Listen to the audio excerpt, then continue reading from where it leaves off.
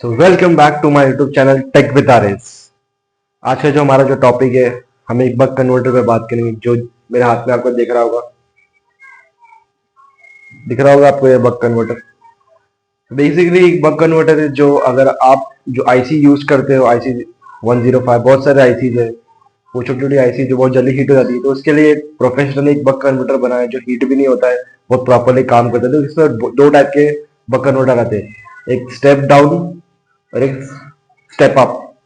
तो मैं आपको स्टेप डाउन बता दूं। तो स्टेप डाउन मॉड्यूल जो होता है, अगर आप इनपुट जो 12 वोल्ट लेते हो तो आप अपनी मर्जी से 12 वोल्ट टू 3 वोल्ट तक आप करंट को मेजर्स करके आप आउटपुट दे सकते हो। पर स्टेप अप में ऐसा नहीं होता। स्टेप अप में आपको कम से कम वोल्टेज आपको देना है। जैसे कि 5 वोल्ट, अगर आपके पास 5 वोल्ट इनपुट दे रहे हो तो आपको आउटपुट 12 वोल्ट तक मिल सकता है। ठीक है, तो दोनों में बहुत फर्क है। इनपुट आपका 12 वोल्ट जा रहा है स्टेप डाउन में, स्टेप अप में आपका 5 वोल्ट जा रहा है। अगर आपके पास छोटा सा डिवाइस है पर आपको उसमें ज्यादा वोल्टेज देना है सामने आउटपुट, तो आप स्टेप आप यूज कर सकते हो। और आपको step down, mostly step down use होते हैं इलेक्ट्रॉनिक कंपोनेंट में, मोस्टली स्टेप डाउन ही यूज होते हैं क्योंकि 12 वोल्ट से 3 वोल्ट आराम से ये चल जाता है, हिट भी नहीं होता है, बहुत प्रॉपरली काम करता है और बहुत लंबे टाइम तक ये काम आता है, जल्दी खराब भी नहीं होता है और मार्केट में इसका चीप प्राइस मिल जाता है, मोस्टली 95 रुपीज तक मिल जाता है आपको ये। तो अभी हम इसको डायग्राम में समझेंगे एग्जैक्टली कैपेसिटर ये सब चीजें क्या है, कैसा चलता है, और हम इसको प्रैक्टिकली भी करेंगे। मल्टीमीटर से चेक करेंगे कि एक्चुअली भी ये वोल्टेज कम कर रहा है, बढ़ा रहा है 12 वोल्ट देने के बाद में।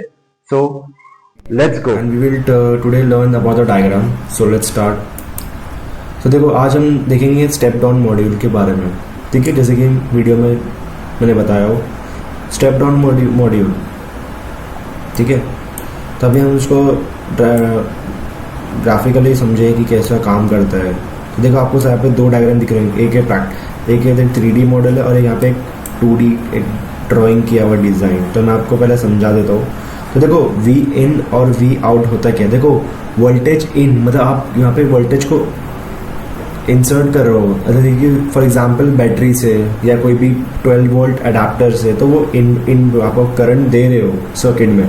और वी आउट मतलब वोल्टेज आउट। अब आप करंट जब बाहर दे रहे हो, किसको दे रहे हो आप, एलईडी हो गए, मोटर्स हो गए, आप जो चीज़ जिसको जब वोल्टेज है वो इनको जैसे आप आउट दे रहे हो तो उसको वोल्टेज आउट बोलते हैं। ठीक है, अभी देखो इसके अंदर क्या क्या चीज़ें हैं आपको मैं समझाता हूँ। इसके अंदर आपको पहले दो कैपेसिटर मिल जाते हैं।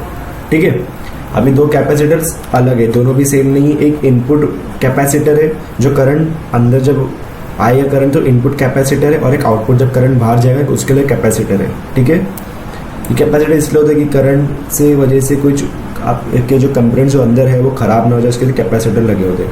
ठीक है, अब दूसरा है यहाँ पे कंट्रोलर।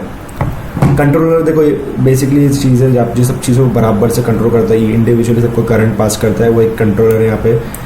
और दूसरी चीज़ आती है पोटेंटियोमीटर।